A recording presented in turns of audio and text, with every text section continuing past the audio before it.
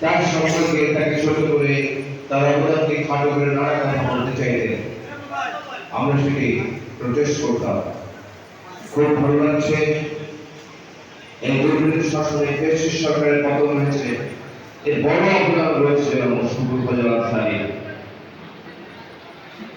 তিনি অক্লান্ত পরিশ্রম করেছেন। তিনি যেখানে থাকেন সেখান থেকে ওয়াশিংটন অনেক দূরে, নিউ ইয়র্ক অনেক দূরে, জাতিসংঘ দূরে, স্টেট ডিপার্টমেন্ট অনেক দূরে, কিন্তু তিনি প্রতিদিন সকালে উঠে যখন যেখানে প্রয়োজন তিনি ছুটে যেতেন। আমি কাছ থেকে দেখেছি। আপনারা জানেন যে আমি ব্যক্তিগত স্মৃতিচারণ করি। জাতীয় প্রেস ক্লাবে আমি গতকাল ইনস্টল করেছিলাম, তার চাকাটি আমরা দিয়ে রেখেছিলাম, তিনি বাইরে ছিলেন।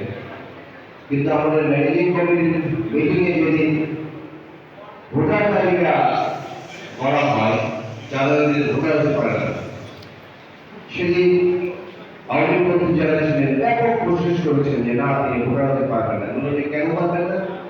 বলে যে তিনি দেশদ্রোহী। পরে আমরা যারা ছিলাম আমরা বললাম উনি দেশদ্রোহী না, আপনারা যেখানে আছেন আপনারা দেশদ্রোহী। তারপরে তিনি ভোটার হয়েছিলেন। আপনারা জানেন তিনি ইসলাম থেকে পদত্যাগ করেছিলেন, সেটি গৃহীত হয় নাই। আমি মনে করি বাংলাদেশের গণতন্ত্রের, বাংলাদেশের দুর্নীতি শাসনের মাধ্যমে এগিয়ে যোদ্ধা বাংলাদেশের মানুষ তাকে গভীরভাবে সবসময় মনে রাখবে এবং তার বাংলাদেশে আগমনটি আমাদের জন্য একটি সুসংবাদ। তার লড়াই এখনো অব্যাহত থাকবে বলে আমি আশা করি। আমরা যেন মুশফিকুল আলমকে ধন্যবাদ।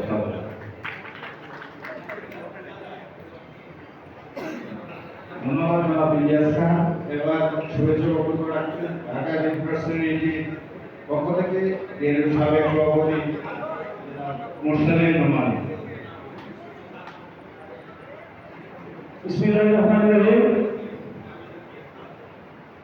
আজকে নির্ভীক সাংবাদিক আমাদের মুশফিকুল ফজল আনসারী ভাইয়ের মজলুম সাংবাদিক, ওনার আজকের এই সংবর্ধনা অনুষ্ঠানে আমাদের সম্মানিত সভাপতি, আজকে জাতীয় প্রেস ক্লাবের সাবেক সাধারণ সম্পাদক, দৈনিক আমার দেশের নির্বাহী সম্পাদক জনাব সৈয়দ আখতার আহমেদ,